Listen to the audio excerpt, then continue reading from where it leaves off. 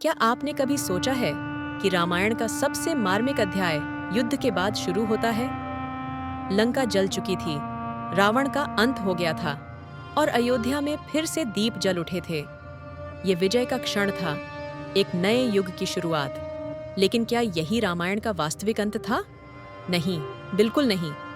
असल पीड़ा, असली परीक्षा तो इसके बाद शुरू हुई, जिसने सदियों तक हमारे दिलों को झकझोरा है। आज हम उस प्रश्न का उत्तर खोजने जा रहे हैं, जो केवल एक कहानी नहीं, बल्कि समाज, न्याय और नारी गरिमा पर एक गहरा चिंतन है।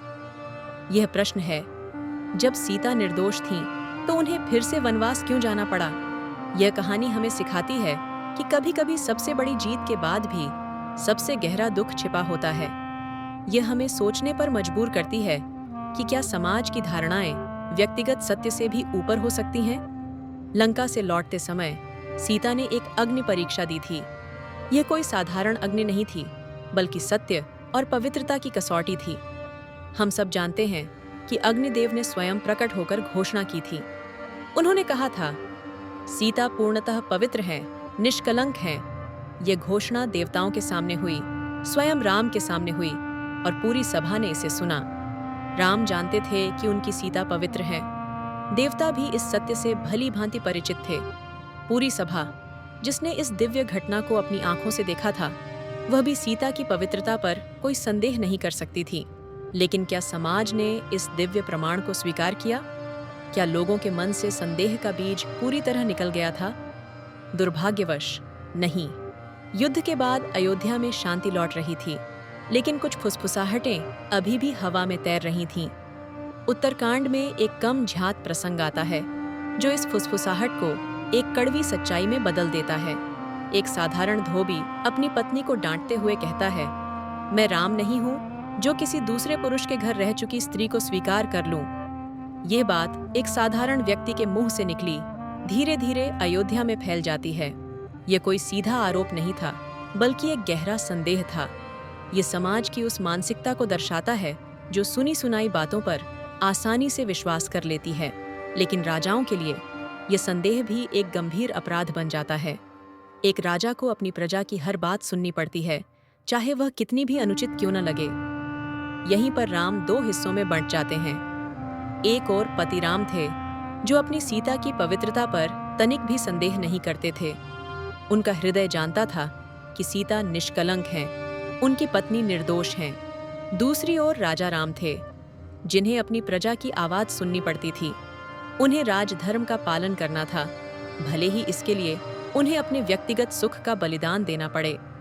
राम के लिए यह एक असहनीय पीड़ा थी। ग्रंथों के अनुसार उन्होंने कहा था, राजा को दोष मुक्त होना चाहिए, चाहे उसका हृदय टूट जाए। यह वही राम थे जिन्होंने अपने पिता की आज्ञा के लिए 14 वर्ष का वनवास स्वीकार किया था। उन्होंने राज्य का त्याग किया, सुख सुविधाओं को छोड़ा, केवल अपने वचन को निभाने के लिए। और अब राजधर्म के लिए उन्हें अपने सबसे प्रिय, अपने जीवन साथी का त्याग करना पड़ रहा था। यह बलिदान किसी भी युद्ध से कहीं अधिक कठिन था। बहुत कम लोग जानते हैं कि जब यह सब हो रहा था, सीता उस समय गर्भवती थीं। यह तथ्य इस पूरी घटना को और भी हृदय विदारक बना देता है। जब लक्ष्मण उन्हें वन में छोड़ने ले जाते हैं, सीता को सच्चाई पता भी नहीं होती। उन्हें लगता है कि वे किसी धार्मिक अनुष्ठान के लिए वन जा रही हैं। जब उन्हें सब समझ आता है, जब उन्हें अपने वनवास का कारण पता चलता है, तो उनकी प्रतिक्रिया हमें स्तब्ध कर देती है। वे न रोती हैं, न क्रोध करती हैं, न राम को कोसती हैं। वे बस कहती हैं, राजा का धर्म व्यक्ति के प्रेम से बड़ा होता है। ये मौन, ये स्वीकृति सबसे ऊंची चीख थी। यह सीता की असाधारण शक्ति और त्याग को दर्शाता है। उन्होंने अपने व्यक्तिगत दुख को राजधर्म के सामने गौण मान लिया। सीता पहुंचती हैं महर्षि वाल्मीकि के आश्रम। यह आश्रम उनके लिए एक सुरक्षित आश्रय बनता है, जहां उन्हें सम्मान और शांति मिलती है। वहीं इस पवित्र भूमि पर उनके दो पुत्रों लव और कुश का जन्म होता है। यह नियति का अद्भुत खेल था। महर्षि वाल्मीकि ने ही लव कुश को रामायण सिखाई। उन्होंने उन्हें राम की गाथा सुनाई, बिना यह बताए कि राम उनके पिता हैं। भाग्य देखिए, राम की गाथा उन्हीं के पुत्रों से राम तक पहुंचती है। यह एक ऐसा चक्र था जो अंततः सत्य को सामने लाता है। लव कुश अपनी मधुर वाणी में राम कथा गाते हुए अयोध्या पहुंचते हैं और राम को अपने पुत्रों का ज्ञान होता है। जब लव कुश सत्य जान लेते हैं और सीता को अयोध्या लाया जाता है तो एक बार फिर राम उनसे अपनी पवित्रता सिद्ध करने को कहते हैं। ये क्षण अत्यंत पीड़ादायक था। सीता ने पहले ही अग्नि परीक्षा दी थी, देवताओं ने उनकी पवित्रता की घोषणा की थी। फिर भी समाज की संतुष्टि के लिए उनसे एक और प्रमाण मांगा जा रहा था। यहीं पर सीता रुक जाती है। वे अब और कोई प्रमाण नहीं देना चाहती थीं। उनकी सहनशीलता की सीमा टूट चुकी थी। वे कहती हैं, अगर मैं सदा पवित्र रही हूँ, मन, वचन और कर्म से मैंने कभी राम के अलावा किसी और का चिंतन नहीं किया, तो धरती माता मुझे अपने भीतर समा लो। और पृथ्वी फट जाती है। सीता उसमें विलीन हो जाती है। ये कोई अग्नि परीक्षा नहीं थी, कोई प्रमाण नहीं था, कोई सफाई नहीं थी। ये सीता का अंतिम निर्णय था, अपमान को अस्वीकार करने का। यह उनकी गरिमा और आत्मसम्मान का प्रतीक था। कुछ विद्वानों का मानना है कि यह कथा राम का महिमा मंडन नहीं, बल्कि समाज की कठोरता पर एक गहरा प्रश्न है। यह हमें सोचने पर मजबूर करती है कि क्या हम अक्सर निर्दोषों पर संदेह करते हैं। सीता यहाँ केवल एक पात्र नहीं है, वे नारी गरिमा का प्रतीक हैं। बार बार प्रमाण मांगना, बार बार चरित्र पर संदेह करना अन्याय है। यही इस कथा का सबसे बड़ा संदेश है। सीता वन इसलिए नहीं गईं क्योंकि वे दोषी थीं। सीता वन इसलिए गईं क्योंकि समाज निर्दोष को भी संदेह की आग में झोंक देता है। और जब उनसे फिर से सबूत मांगा गया तो उन्होंने धरती को चुन लिया, लेकिन अपमान को नहीं। उन्होंने अपनी पवित्रता को किसी और के प्रमाण की मोहताज नहीं समझा। सीता कमजोर नहीं थीं, वे सबसे मजबूत थीं।